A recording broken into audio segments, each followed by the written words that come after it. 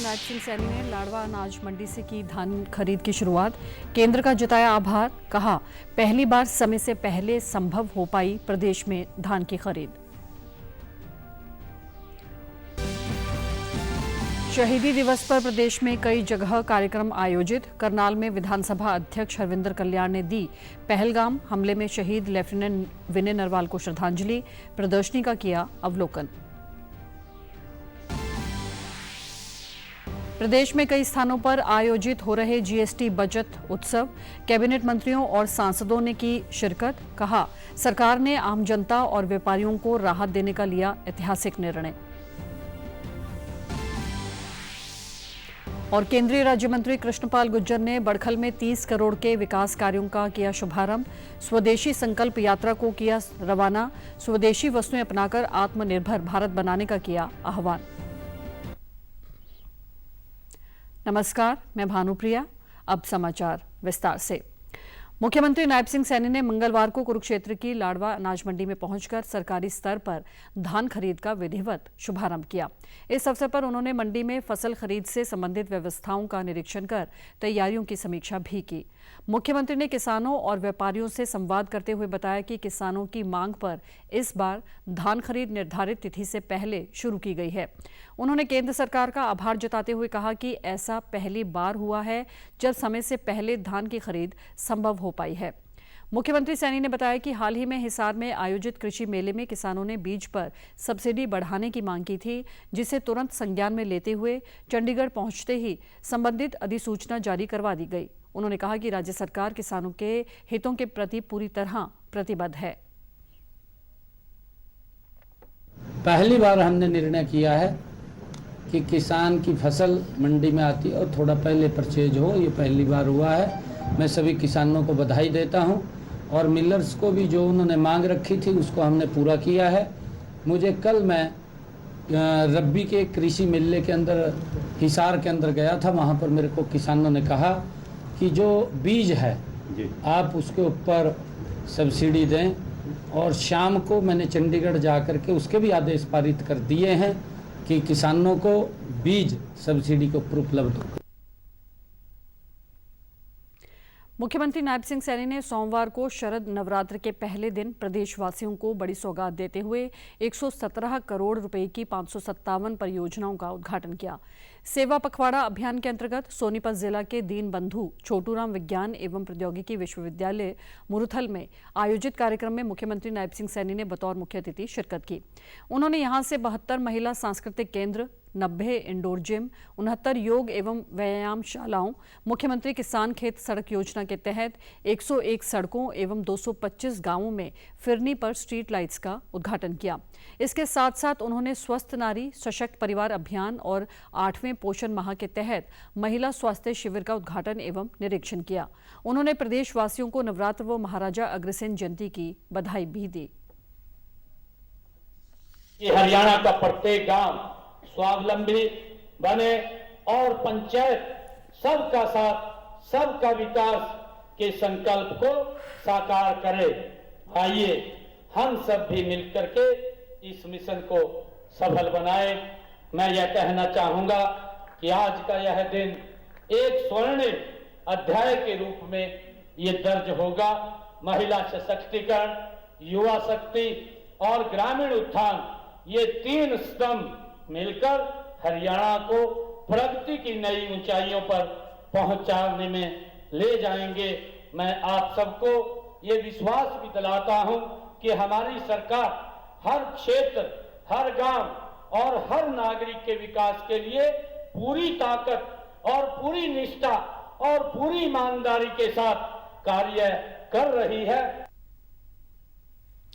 कार्यक्रम में पंचायत मंत्री कृष्णलाल पंवार, सहकारिता मंत्री अरविंद शर्मा, विधायक निखिल मदान, देवेंद्र कादियान, पवन खरखौदा, प्रदेशाध्यक्ष मोहनलाल बड़ौली, मेयर राजीव जैन, जिला परिषद की चेयरपर्सन मोनिका दहिया, भाजपा के जिला अध्यक्ष Ashok Bhardwaj, Vijendra Malik, ACS doctor Saket, police आयुक्त ममता सिंह डीसी सुशील सारवान आदि उपस्थित रहे।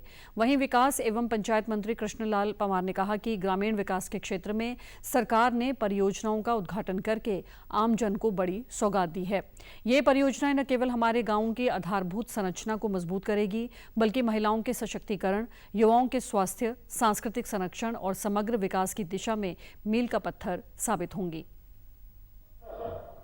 सशक्त हो जाएगा, इसलिए हमने महिलाओं के लिए पूरे प्रदेश में 6,225 ग्राम पंचायत मेरे पास है। हमने सभी में महिला सांस्कृतिक खोलने का हमने फैसला किया। नायब सैनी जी हमारे मुख्यमंत्री की कृपा से, क्योंकि पुरुष किसी चौपाल में सामूहिक स्थान पर बैठ करके बात कर लेते हैं, ताश खेल लेते हैं, लेकिन महिलाएं कहां जाएं? और हमारी हरियाणा प्रदेश में महिलाएं चौपाल में जाने में हेजिटेट करती थी, तो नायब सैनी जी ने हर गांव के अंदर महिला सांस्कृतिक केंद्र खोलने का फैसला किया। शहीदी दिवस के अवसर पर करनाल में आयोजित रक्षा उत्पादों की प्रदर्शनी में भारतीय सेना और हरियाणा पुलिस की शक्ति व शौर्य का प्रदर्शन किया गया।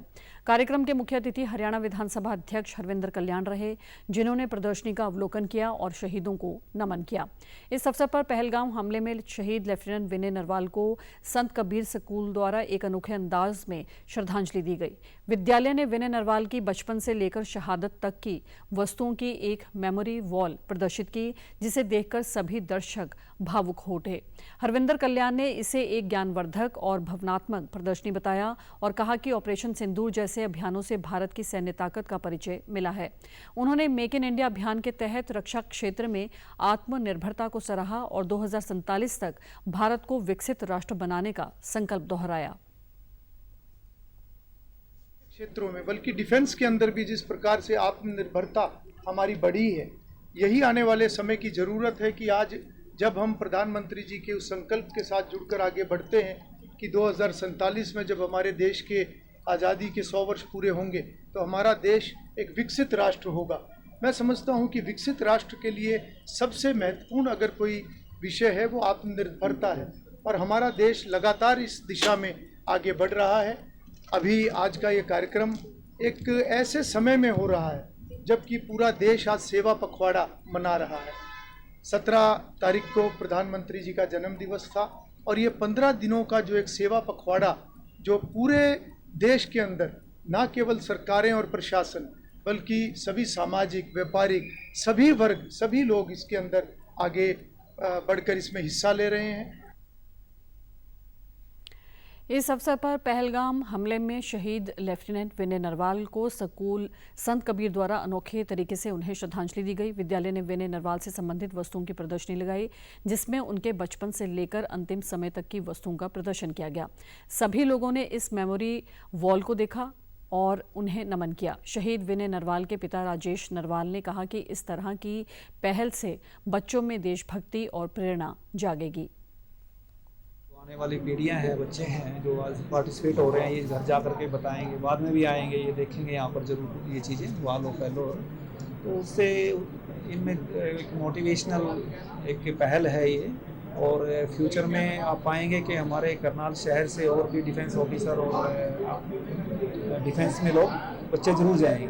जिस तरह की जो सामग्री उनको चाहिए थी उन्होंने मुझसे आग्रह किया और जो अवेलेबल थी मेरे पास वो सब मैंने सहयोग करने की कोशिश की है। तो आगे भी यदि कहीं पर भी किसी भी इंस्टीट्यूशन में इस तरह सहयोग की मेरे की ज़रूरत पड़ेगी डिफेंस आर्मी और नेवी के लिए, तो मैं डेफिनेटली करूँगा। और बेटे से जुड़ी यादें और यादगार जो पोस्टर्स हैं, फोटोग्राफ्स हैं, उसकी बातें हैं, संस्मरण है, वो भी मैं साझा जरूर करूँगा। यमुनानगर में आयोजित राज्य स्तरीय हरियाणा वीर शहीदी दिवस के अवसर पर कृषि मंत्री श्याम सिंह राणा ने बतौर मुख्य अतिथि शिरकत की और शहीदों को श्रद्धांजलि अर्पित की। उन्होंने कहा कि हरियाणा के वीरों का देश की आज़ादी में अहम योगदान रहा है, जिसे कभी भुलाया नहीं जा सकता। धान खरीद को लेकर पूछे गए सवाल पर उन्होंने बताया कि 1 अक्टूबर से शुरू होने वाली खरीद को अब प्रधानमंत्री, केंद्रीय कृषि मंत्री और मुख्यमंत्री के प्रयासों से किसानों की मांग पर पहले ही शुरू कर दिया गया है, जिससे किसानों को सीधा लाभ मिलेगा।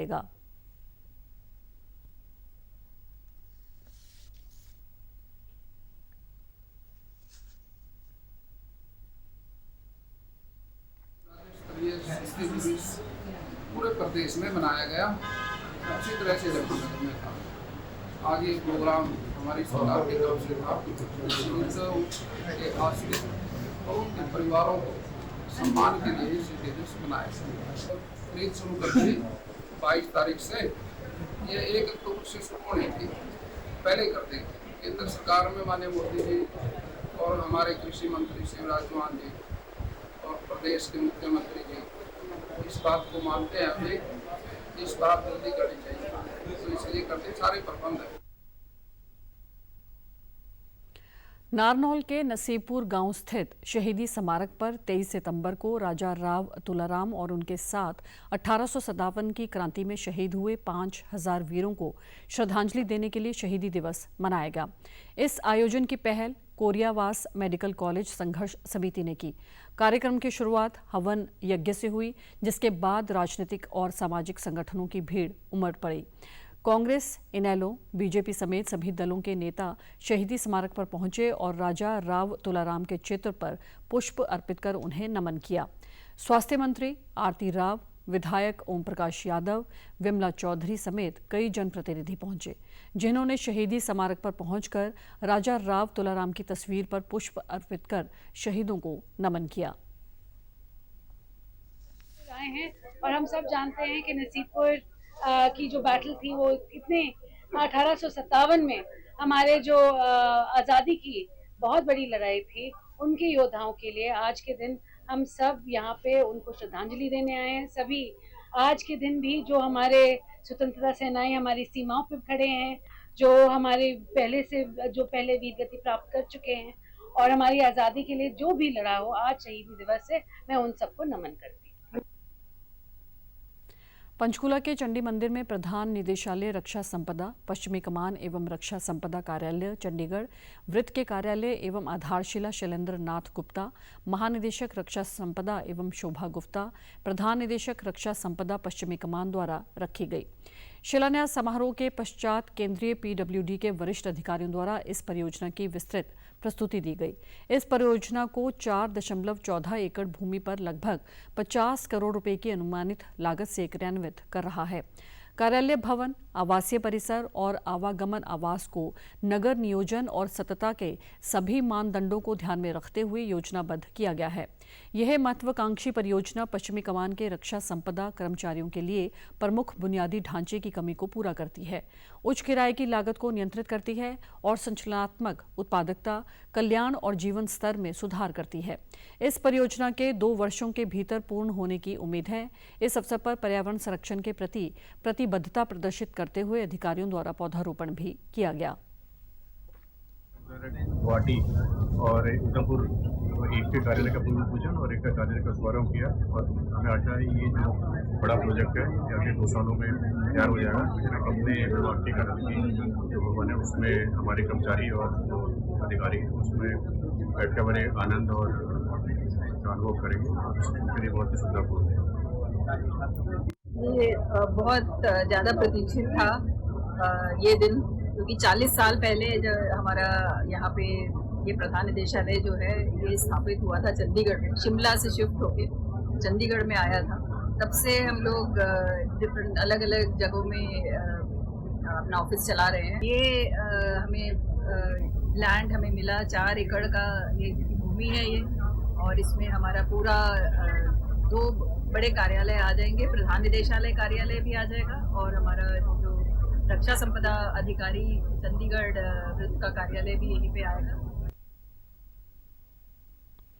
फरीदाबाद में जीएसटी बचत उत्सव के अवसर पर प्रेस वार्ता आयोजित की गई। राज्यसभा सांसद कार्तिकेय शर्मा ने मुख्य वक्ता के रूप में जीएसटी दरों में कमी के निर्णय को देश के व्यापारियों और उपभोक्ताओं के लिए राहत भरा कदम बताया। उनके साथ विधायक मूलचंद शर्मा और पूर्व मंत्री सीमा त्रिखा भी मौजूद रहीं। कार्तिकेय शर्मा ने कहा कि प्रधानमंत्री नरेंद्र मोदी के नेतृत्व में केंद्र सरकार लगातार आम जनता और व्यापारियों को राहत देने के लिए प्रतिबद्ध है। उन्होंने नेक्स्ट जेन जीएसटी को कर प्रणाली में ऐतिहासिक सुधार बताते हुए कहा कि नई प्रणाली से टैक्स प्रक्रिया सरल, पारदर्शी और डिजिटल होगी, जिससे व्यापारियों को अनुपालन में सुविधा मिलेगी। कार्यक्रम में सभी ने सेवा पखवाड़ा को सफल बनाने और सामाजिक कल्याण के संकल्प के साथ इसे सार्थक आयोजन बताया। को माननीय प्रधानमंत्री जी द्वारा मिला है, जहां पर एक तरफ 12 लाख रुपए तक की छूट इनकम टैक्स के अंदर, वो एक बहुत ही अमूलचूल परिवर्तन टैक्स व्यवस्था के लिए बनाने का काम किया है, जहां पर हर एक आदमी को जो 12 लाख रुपए तक की कमाई करता है उसको सीधे तौर पे इसका फायदा मिलेगा। और दूसरी तरफ जीएसटी दरों पे जो कटौती की गई है अलग अलग सेगमेंट्स के अंदर, उसका फायदा भी हर एक वर्ग को मिलेगा, चाहे वो किसान वर्ग हो, चाहे वो मिडिल क्लास हो, चाहे वो मेरा वर्ग हो, हर वर्ग को उसका फायदा मिल सके, ऐसी व्यवस्था बनाई गई है। और जीएसटी द्वारा जीएसटी की दरें कम की गई हैं, सीधे तौर पर लगभग 5% से 12% जीएसटी घटौती की गई है। ऐसे सामान पर टूथब्रश से लेकर गाड़ी तक, ऐसी हर वस्तु के ऊपर जो आपके रोजमर्रा की जिंदगी में काम आती है, आम जन के काम आती है। भिवानी महेंद्रगढ़ के लोकसभा सांसद धर्मवीर सिंह ने जीएसटी स्लैब में बदलाव का वास्तविक असर जानने के लिए भिवानी की कृष्णा कॉलोनी मार्केट का दौरा किया। इस दौरान उन्होंने दुकानदारों और आमजन से मुलाकात की और पूछा कि नए जीएसटी दरों से उन्हें कितना लाभ मिल रहा है। धर्मवीर सिंह ने कहा कि प्रधानमंत्री नरेंद्र मोदी द्वारा नवरात्रों के अवसर पर लिया गया यह निर्णय जनता को त्योहारी सीजन में राहत देने वाला है। छोटी बड़ी वस्तुओं पर टैक्स घटने से खरीदारी में तेजी आई है, जिससे दुकानदारों की बिक्री बढ़ी और उपभोक्ताओं को कम टैक्स देना पड़ रहा है। कांग्रेस पर चुटकी लेते हुए उन्होंने कहा कि कांग्रेस को यह राहत ऊंट के मुंह में जीरा लगती है, जबकि जनता को तो लड्डू पेड़े मिल रहे हैं। दीपावली जैसे त्योहारों पर इससे बाजार में रौनक बढ़ेगी और हर वर्ग को फायदा होगा।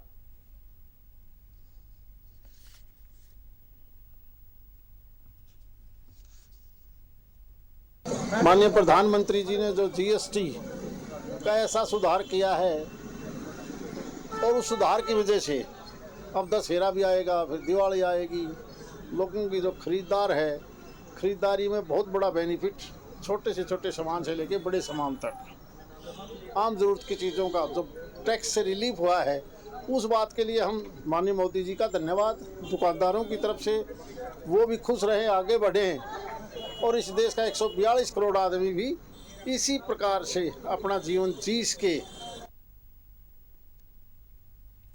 प्रदेश के कैबिनेट मंत्री कृष्णलाल पंवार ने कहा कि देश भर में लागू की गई नई जीएसटी व्यवस्था प्रधानमंत्री नरेंद्र मोदी की ओर से देशवासियों के लिए एक बड़ी सौगात है। इससे किसान, मध्यम वर्ग, गरीब, युवा और महिलाएं लाभान्वित होंगे। जींद में पत्रकारों से बातचीत करते हुए उन्होंने बताया कि पहले 4 टैक्स स्लैब थे, जिन्हें घटाकर अब सिर्फ 2 स्लैब कर दिया गया है। केवल हानिकारक और लग्जरी वस्तुओं पर 40% जीएसटी लागू रहेगा। उन्होंने कहा कि मोदी के नेतृत्व में भारत की अर्थव्यवस्था 11वें स्थान से 4थे स्थान पर पहुंच गई है और जल्द ही 3रे स्थान पर पहुंचेगी। नई जीएसटी से लेन देन पारदर्शी हुआ है, टैक्स चोरी पर रोक लगी है और छोटे व्यवसाय भी औपचारिक अर्थव्यवस्था से जुड़े हैं। इससे निवेश, रोजगार और स्वरोजगार के नए अवसर खुलेंगे।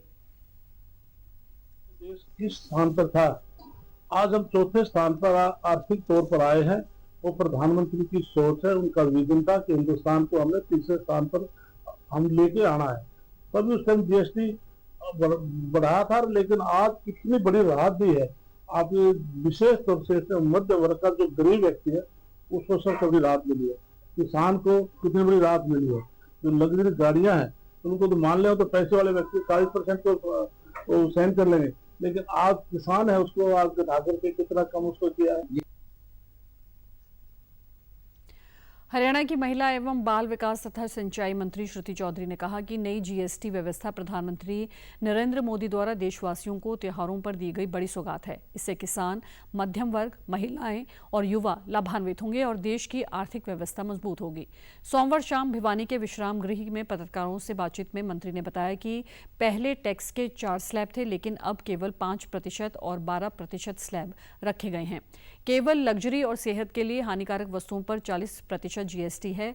उन्होंने कहा कि इस बदलाव से रोजमर्रा की वस्तुएं सस्ती हो गई हैं और आम जन को राहत मिलेगी।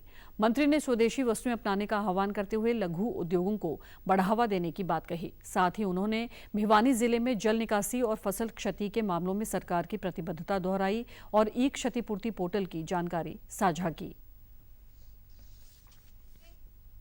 12% के जो ब्रैकेट जो थे वहां पे 99% जो अब सामान जो है उसमें वो छूट अब 99% छूट मिलेगी और जहां 28% वाले जो ब्रैकेट है वहां पे 90% सामानों पर जीएसटी की कटौती होगी।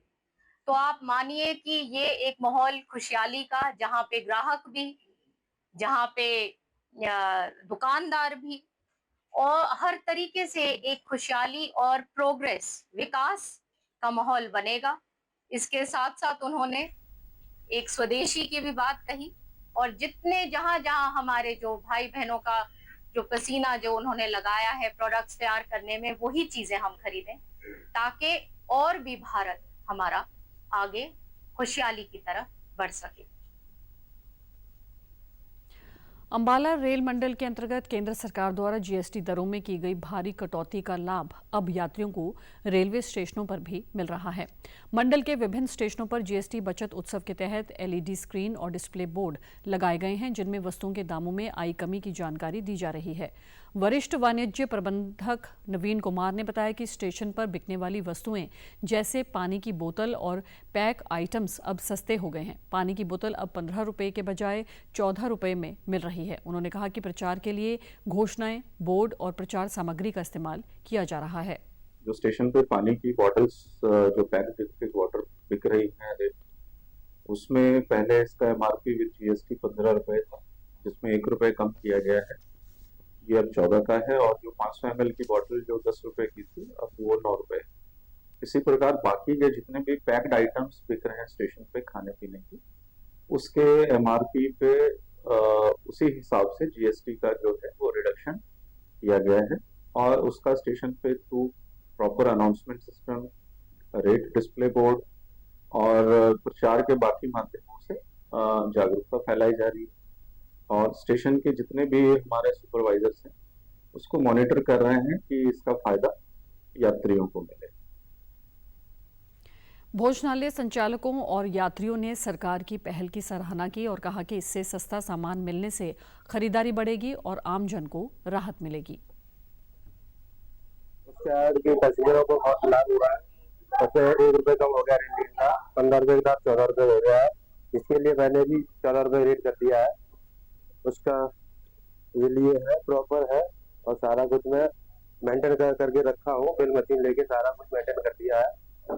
पैसेंजरों को सुविधा हुई है इस चीज से, 1 रुपये कम होने से गरीबों को फायदा मिला है, सबको फायदा मिला है। सारी रेट कम हो जाएंगे तो हमको भी फायदा मिलेगा, सारी जगह फायदा ही फायदा है, घाटा कुछ। सर, हमने यहाँ से पानी की बोतल ली थी, पहले 15 रुपए की मिलती थी, अब 14 रुपए की मिली है। 1 रुपये का फर्क आया जीएसटी में, उससे बहुत बहुत धन्यवाद जी का सब।